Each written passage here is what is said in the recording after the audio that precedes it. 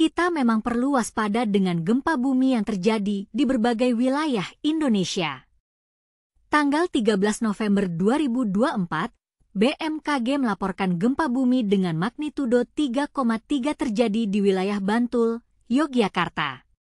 Gempa ini terjadi sekitar pukul 3.44 WIB dan memiliki kedalaman 10 km. Namun, belum diketahui apakah ada efek kerusakan akibat gempa tersebut. Tidak lama kemudian, BMKG melaporkan gempa bumi dengan magnitudo 5,0 terjadi di Kota Tual, Maluku. Gempa ini terjadi pada pukul 5.35 WIB dan memiliki kedalaman 10 km. Meskipun gempa ini tidak berpotensi menimbulkan tsunami, kita harus tetap waspada dengan gempa susulan yang mungkin terjadi. Gempa bumi juga terjadi di Kabupaten Kerom, Papua, dengan magnitudo 5,0.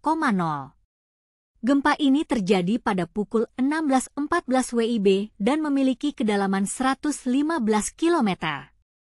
Kedalaman gempa ini cukup dalam, namun BMKG melaporkan bahwa gempa ini tidak berpotensi menimbulkan tsunami.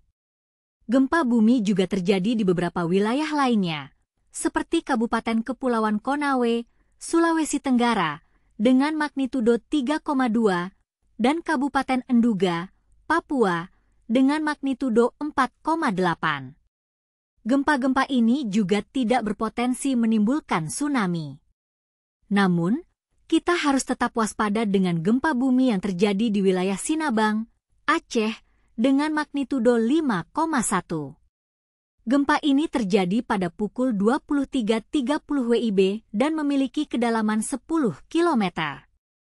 BMKG melaporkan bahwa gempa ini tidak berpotensi menimbulkan tsunami, namun kita harus tetap waspada dengan gempa susulan yang mungkin terjadi.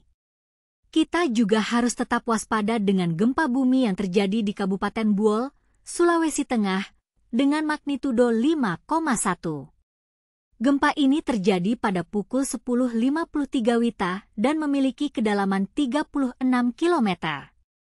Gempa ini dirasakan dengan intensitas 3,4 di Toli-Toli dan 3,4 di Buol. Terakhir, kita juga harus tetap waspada dengan gempa bumi yang terjadi di Kabupaten Mandailing Natal dengan magnitudo 3,5.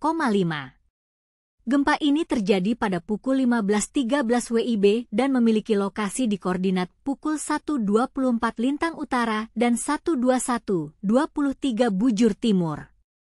Kita harus tetap waspada dengan gempa bumi yang terjadi di berbagai wilayah Indonesia. Kita harus selalu siap menghadapi gempa susulan yang mungkin terjadi dan harus tetap waspada dengan informasi yang diberikan oleh BMKG. Saya ingin tahu, apakah Anda pernah mengalami gempa bumi sebelumnya? Bagaimana Anda merasa ketika gempa bumi terjadi?